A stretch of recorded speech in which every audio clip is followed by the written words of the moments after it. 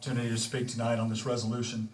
I think one of the most important things that we all need to take into consideration with this is that when we look at the Second Amendment, this wasn't written by people that had just come back from a robust hunting trip. They had just come back from actually having to defend their rights against a tyrannical government. Yes. I think there's a lot of times where we kind of glaze over when we think about the idea of why the Second Amendment exists in the first place. This is not about hunting, it's not about gun collecting. It is about each human being's inherent right to be able to defend themselves. Amen. Yes. And one of the things I just do not understand about this argument, because when we look at some of the bills that are actually going before the General Assembly this year, we're not just talking about the same old stuff that we've seen the last several years. We're actually talking about legislation that would potentially put law-abiding citizens in a situation. If I have a 17-year-old daughter, which I do, and she actually has to pick up a firearm in order to defend herself because someone is kicking in the door in our house in rural Culpeper, is she now a criminal? According to SB 16, she may very well be, or I might be a criminal since it was my firearm. These are the sort of unintended consequences that don't seem to be taken into consideration when these bills are written.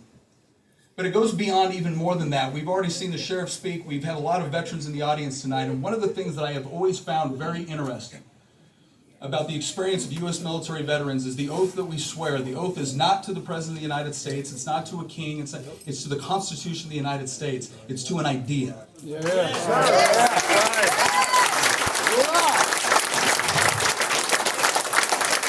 And the idea that I would have to tell friends of mine that I served with in combat who are still serving in combat, I would have to tell them that upon their arrival home, having gone overseas, having fought for their country, having put themselves in between those who would harm the United States, that the very rights that they went over to protect could now be infringed upon, that it could be their own law enforcement personnel, their own neighbors wearing the uniform of a sheriff's deputy or a town police officer coming through their door to confiscate their property.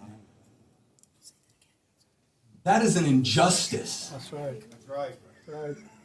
We have an obligation at all levels of government, and what I am asking for you to do today is at your level of government, as Bryce Reeves, myself, and others continue to fight at the State House, I am asking that this Board of Supervisors make it clear under no uncertain terms that we will always be a nation, we will always be a commonwealth that recognizes the inherent right of free people to be able to defend themselves, and that we will brook no aggression from a government or anyone else that would strip